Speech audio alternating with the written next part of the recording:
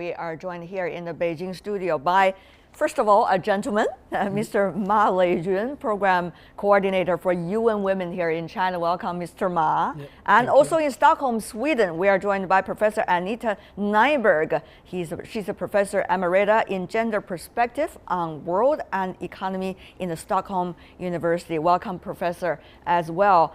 First of all, Professor, how should we understand this? That the gender equity between men and the women has been pushed back than we earlier estimated by almost 40 years, 118 years, they say. So why are we experiencing this quote-unquote setbacks? Professor. Well, I think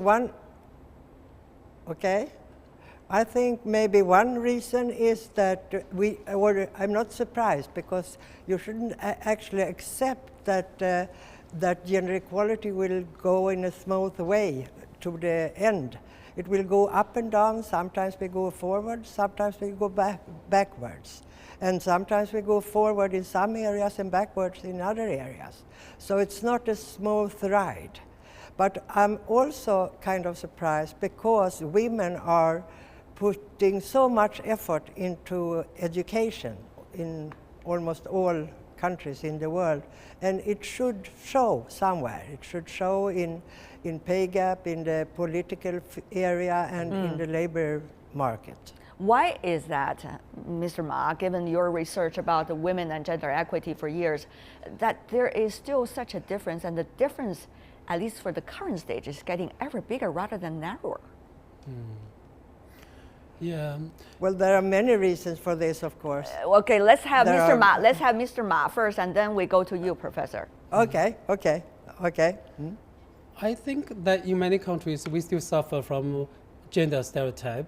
It's not in China, but also in many, especially Asian countries, that people still think that men are more strategic, men should do some certain work, and while women are more details oriented, they should do certain work. So this is why as the report indicates, that today even more women are going to university, but still, which hasn't been transferred to the skilled job. So this is why there's still such a big gender gap there. Professor Nyberg, do you agree that it is mainly a perception issue, as Mr. Ma has here illustrated? I'm sorry, I didn't understand. Do you think it is a perception issue that women should be able to do certain things while not necessarily good at other things that has led to the current realities that we mentioned many times today already? I think in many ways that is correct, but it's also a question of power. Men have more power than women. Then you should talk about power. What kind of power, Professor Nyberg, you are talking about? Is it, Professor, let me just say this. Is it about political power? Is it about more women should be in the national leadership, local leadership in order to make the things change? Or are you talking about economic power? Therefore, women are earning as much as men do so that they can make decisions on their own. But this is exactly what we're talking about. Women is getting ever bigger gap when it comes to income compared to men. 180 years now we are talking about, Professor. Yeah, but I think sometimes we are, as I said, we are moving forwards, and sometimes we are not. But it is a question only of norms for women and men, but also a lot about power. Men have power in politics. They also have the power in economics and also in the family. So, I mean, there is a resistance to women moving forward and towards gender equality. Let me just argue with you on certain points, Professor. We can't just laugh it off, because we have to make it a scientific, in a way, approach. You talk about women political leaders. We are witnessing at national level, the very top leadership, the number of women leadership in that regard has been exceeding all the previous years. That is very clear as we look at the top women leadership around the world. Whether it is parliament, it is government, or it is some of the other law enforcement areas. So if you talk about women not necessarily having a big proportion in the top leadership, we have to do comparison. So before there were fewer, and now there are more, and yet the situation is getting worse. What is going on here? Obviously, your argument doesn't count, Professor. Yeah, but that's only part of this whole global gender gap. I mean, if you look at the Nordic countries, we have a high proportion of women in the parliaments, and in the and here the policies concerning gender equality looks a bit different maybe from some other countries, and this has helped women in the Nordic countries. Nordic country, is that an exception? Is the rest of the world like the Nordic countries when it comes to gender equity issue? Mr. Ma here in Beijing. Well, if you look at the global gender gap, I mean, then the Nordic countries are at the top. Sweden is number 4, but Iceland is number 1, and Norway is number 2. Finland is number 3, and Sweden is 4, and Denmark is also higher. So it is a difference. There is a difference, Mr. Ma here in Beijing. I think what you mentioned both accounts, both economically power and also political power. But when we talk about political power, we think about new Millennium Development Goal (MDG). It's up to 2015. The goal says 30% at any levels.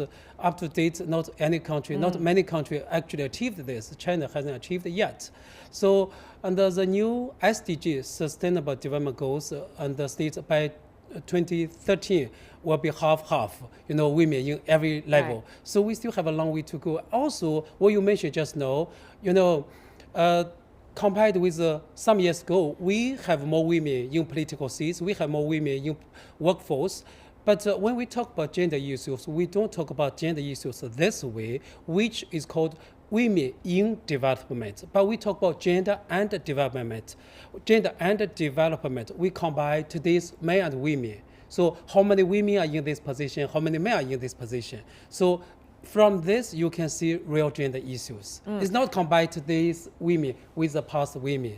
But it's very important because when you look at the situation, the world as a whole, after the financial crisis, the women's status in terms of income and overall economic development has not been increasing, but rather decreasing, even though there has been very strong argument about women also as a very strong consumption power and also has a very strong power in terms of providing to the workforce its own contributions. And also in China, it's another interesting point.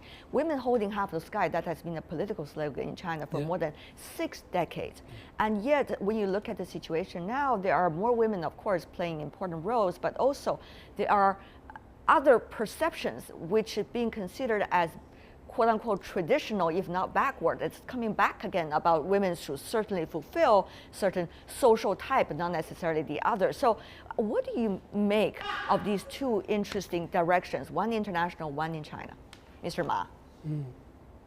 I think, as the professor mentioned just now, that you have to work for gender equality to make it happen. Sometimes it goes up, sometimes it goes down. You can't always have it go down and say sometimes it goes up. Yeah, so this is why we should work really hard for that one. And what you mentioned just now is one is worldly and the other is about China. Let's talk about China with you. Women holding half the sky, the slogan, been a long time. So what about the current situation, some of the traditional perception of women coming back again? Is it going to be helpful for women's gender equity in this country? Yeah, this is why some people mention that today's women's position, women's status is even not high as about 20, 30 years ago. What do you think? Which is true, because UN, it's not only this we report, World Economic Forum report, but also UNDP every year also release a report, which is called Gender Development Index. And what does that found? And China, in about 5 years ago, once ranked about 72, number 72. And last year, 2014 report shows that China ranked number 87. It is not just the ranking. What are the reasons behind it? And that's something we are really interested in. Mr. Ma, very briefly from you, the reasons behind it. Yeah, it's because, and before when we had, we called planned economy, we actually have a supporting system for women. For example, if a factory, they also have a children care system that you can even bring your children to the factory. The factory, the company will take care of your children. But today, when we go to the market economy, that everything has to be taken care of by women themselves. This is why, as what you mentioned just now, that some women even choose to stay at home, not go to work. Yeah.